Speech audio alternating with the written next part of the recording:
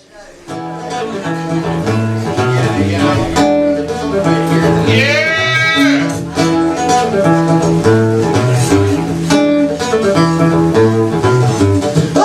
girl, you killed me from the start.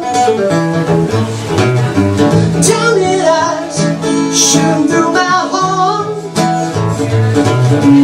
You've been taking all my time, and I've been waiting all my life. So, mama, won't you please take me home? Mama, won't you please take me home?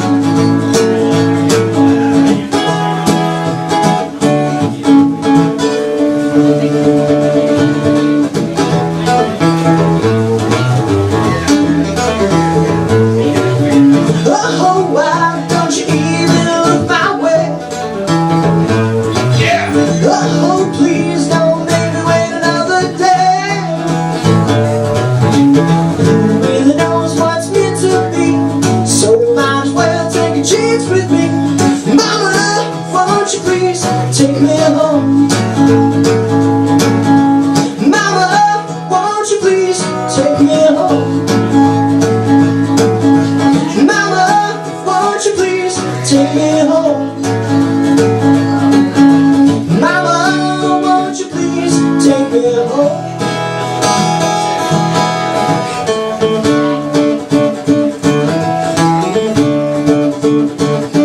Don't you know you drive me crazy with your arms, your nose, and maybes? Give me an answer, I haven't got lately. Come on. Welcome to Song People. At this point, you know what this show's about, and you know who I am. You don't know who this is. This is Anthony Coker. How's everybody doing? I'm doing well, Anthony. I'm glad you're also doing well. I have a drink for you. Oh, what you got? What you got? It's water. We stopped drinking alcohol on this show after some bad times. Can you talk about your pride, The shit you feel? Damn. Oh shit. Oh shit. Oh shit. You lost the wheels. Oh shit. Can you talk for me? Can you talk for me? Can you ask this question to yourself and then ask this question and then answer it? I also like alcohol. Who the hell are you? It's not. That's each other. Yeah. Can I have some whiskey, please? Does anybody have liquor actually? Okay, yeah, this works. No, I got some. Thank you, my Wine's not liquor. Who the fuck are you? Anthony, I've had a lot of guests on my show who are trying to reinvent music or trying to do some very obscure genres. You're kind of like straightforward rock and roll. Talk to me about your genre and what you... Well, the genre itself, like you said, is pretty straightforward. I mean, everything I grew up on, ranging from the Beatles to Zeppelin to... Journey. I guessed Journey. I guessed that one. You guessed right. You guessed right. I I mean, the genre to me is pretty much a combo of those kind of things. And if you listen to the Live Tonight album, which was just released, there's a couple songs. One that almost has kind of a reggae-ish feel. I tend to draw from a lot of different things, but the basis of it is straightforward rock and roll that you'll find from the 60s and 70s, and a lot of the 80s too, which is what people have kind of pinned it as something that was derived from 80s hair. So there you go. This bothers me because I can't interrupt people and I don't like it. But it reminds me a lot of, if I could describe it, I'd say it's like Southern dad hair metal. I have to throw the word dad in there. No, it's okay, because a lot of artists, they avoid the word dad in their music, but I feel like you embrace it. Dad's music was great. I mean, Dad's music was awesome. Why run away from it? Yeah, dads are awesome. I want to listen to your music on a boat with a couple of nieces and nephews and then eat a quarter pounder. It's very liberated and unabashed about what it is, and that makes it beautiful. And then promptly drink a Budweiser, right? Everyone I've interviewed wants to die really wants to die, and they want to make like these like authentic craft beers and do something different, and you're mass producing Budweiser, and it's beautiful, and it tastes good, and it's American. Well, thank you very much. I appreciate that. And by the way, there's nothing wrong with craft beers, just so anybody, just in case anybody got the wrong impression. No, Craft beers are great. I love my different strokes, but I also love my same strokes, which I understand your thing about changing your name from Anthony Coker and the Majestics to just Anthony Coker, and I would suggest calling it Anthony Coker and the Same Strokes. I think that would work well. That's pretty... Well, that's alright, mama. That's alright for you. That's alright, mama. Just any way you do. That's alright. That's alright. That's alright now, mama. Any way you do. So, what separates you from a lot of other artists that I've listened to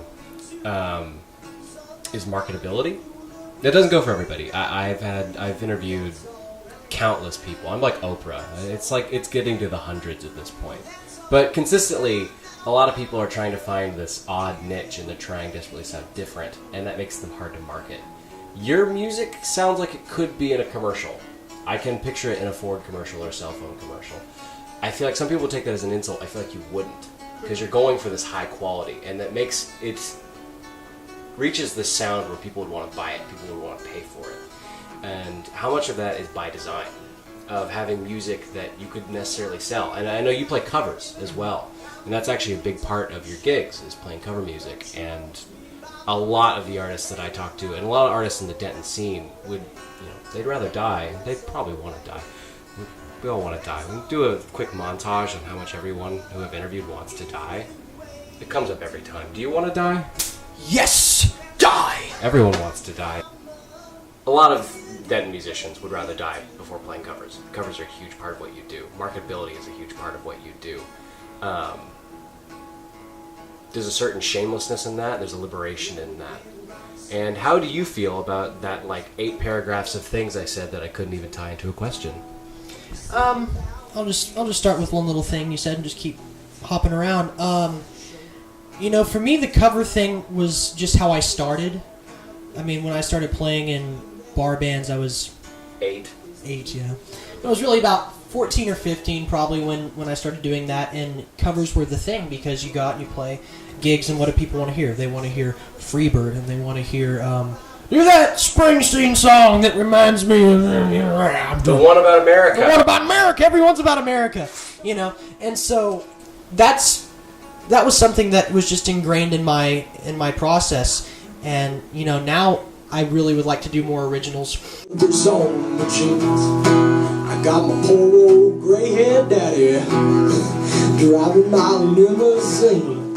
Now it's all designed to blow our minds, but our minds won't really be blown. Like the blow that'll get you when you get your picture on the cover of the Rolling Stone. Gonna see my picture on the cover. Gonna buy 5 copies for my mother. Gonna see my smiling face on the cover of the Rolling Stone. I want to talk to you about your lyricism. Sure. Not only does your guitar work and your vocals and your aesthetic and everything fit in with this kind of dad rock vibe, your lyrics also do too.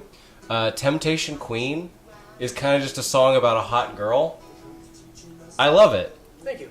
Are your lyrics the product of your influences, or your lyrics intentionally trying to mirror those influences? Does that make sense? Okay. Yeah, no, definitely a byproduct. I never really sit down when I write lyrics and think I'm going to reflect something that happened 40 years ago, or even 30. I think just because of the music I listened to growing up, a lot of the same phrases and expressions kind of stuck with me, and so when I got down to writing, it was just sort of second nature, where I would go, I just write and I go, okay, this happened. I didn't sit there and go, I'm going to write a song that sounds like 1982, and I'm going to make it really, really Motley Crue, Van Halen type lyric. It just kind of what came naturally.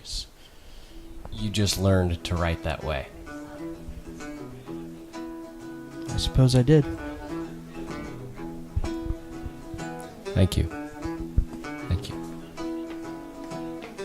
Thank you. Thank you so much for being on my show. Of course, thank you. Thank you. Thank you. Thank you. Thank you. We need 2 mics. 2 mics. Yeah. All right. Your hand is like popping every shake. It's kind of freaking me out. You're a dad. All right. Get off my lawn. I'm done with this episode. I killed it. Song people. What else do you want me to say, Jeff? Get off my fucking case. Well, you heard the man. Get off his fucking case. What do you want me to do? Oh, no, that's good. Okay, Jesus Christ. All right, cut. Thank you. Thank you. I'm done, for Christ's sake.